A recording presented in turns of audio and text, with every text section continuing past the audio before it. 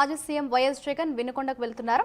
వినుకొండ వెళ్తున్న వైఎస్ జగన్ కాన్వాయ్పై పోలీసులు ఆంక్షలు విధిస్తున్నారు. వైఎస్ జగన్ వెంట పార్టీ నేతలు వెళ్లకుండా అడ్డుకుంటున్నారు. వైఎస్ జగన్ తో పాటు వైసీపీ మాజీ మంత్రులు, ఎంపీలు, ఎమ్మెల్సీలు, మాజీ ఎమ్మెల్యేలు వినుకొండ బయలుదేరారు. నేతల కార్లు జగన్ వెంట వెళ్లకుండా పోలీసులు నియంత్రిస్తున్నారు. తాడేపల్లి, మంగళగిరి, గుంటూరులో పార్టీ నేతల వాహనాలను పోలీసులు ఆపేశారు. ఇప్పటి వరకు ఉన్న బుల్లెట్ ప్రూఫ్ వాహనాన్ని తొలగించిన పోలీసులు సరిగ్గా నడవని బీపీ వాహనం ఇచ్చారు.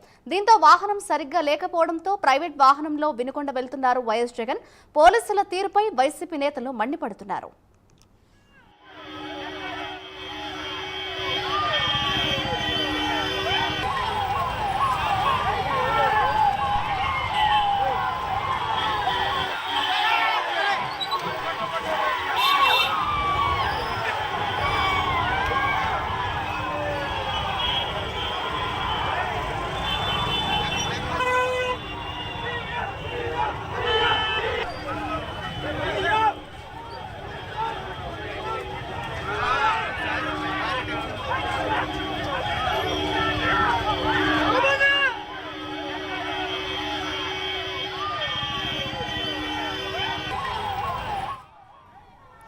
వైఎస్ జగన్ అయితే వినుకొండకు వెళ్తున్నారు. ఇదే అంశంపై మరింత సమాచారాన్ని మా ప్రతినిధి రవికృష్ణ అందిస్తారు.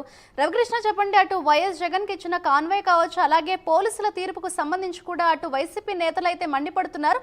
ఓవరాల్ గా మనం దీన్ని ఏ విధంగా చూడొచ్చుంటారు?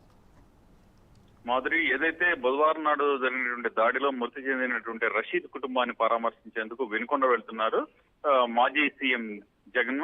ఈ రోజు 11 గంటల ప్రాంతంలో ఆయన తన నివాసం నుంచి బయలుదేరారు. ఇప్పటికీ ఆయన ఈ వినుకొండకు సమీపంలో చేరుకున్నట్లుగా కూడా తెలుస్తుంది. ఈ నేపథ్యంలోనే ప్రజెంట్ అయితే ఆయన వస్తున్నటువంటి సందర్భంలో కూడా పోలీసులు అయితే ఆంక్షలను అయితే పూర్తి స్థాయిలో కూడా ఏర్పాటు చేసిన పరిస్థితి అయితే కనపడుతుంది. ప్రధానంగా కూడా అక్కడ ఇప్పుడు వినుకొండ పట్టణంలో 144 సెక్షన్ విధించారు. ఎవరిని కూడా 4గురికి మించి ఎక్కువ మందిని అక్కడికి అలౌ చేయమని మాత్రం చెప్తున్నారు. ఇప్పటికే పెద్ద ఎత్తున కూడా వివిధ ప్రాంతాల నుంచి వైసీపీకి చెందినటువంటి నాయకులు, కార్యకర్తలు కూడా వచ్చిన పరిస్థితి అయితే కనపడుతుంది. ఈ నేపథ్యంలోనే పోలీసులకి, అదేవిధంగా అక్కడ ఉన్నటువంటి వైసీపీ కార్యకర్తల మధ్య కూడా కొంత వాగ్వివాదం చోటు చేసుకున్న పరిస్థితి అయితే కనపడుతుంది. వీళ్ళైతే మాత్రం మా నాయకుడు వస్తున్నటువంటి సందర్భంలో మేము ఆయన కలిసేందుకు వెళ్తున్న పరిస్థితుల్లో మమ్మల్ని ఎందుకు ఆపుతారు అనే సందర్భంలో లా అండ్ ఆర్డర్ ని కంట్రోల్ చేయాలి కాబట్టి మేము 144 సెక్షన్ విధించామని పోలీసులు అయితే చెబుతున్నారు. ఈ నేపథ్యంలోనే ప్రజెంట్ అయితే అక్కడ కొంత ఉద్రిక్త పరిస్థితి అయితే ఏర్పడింది.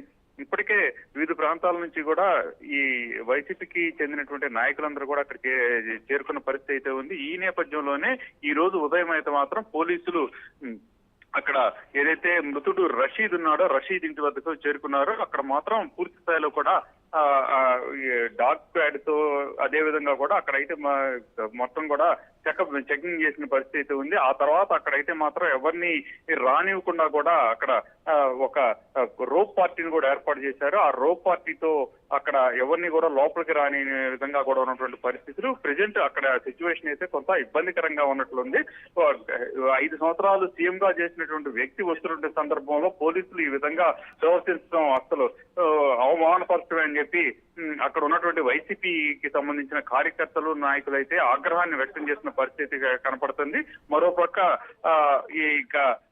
ఈ జగన్మోహన్ రెడ్డి అయితే మాత్రం నిన్ననే ట్వీట్ చేసిన పరిస్థితి అయితే కనపడింది.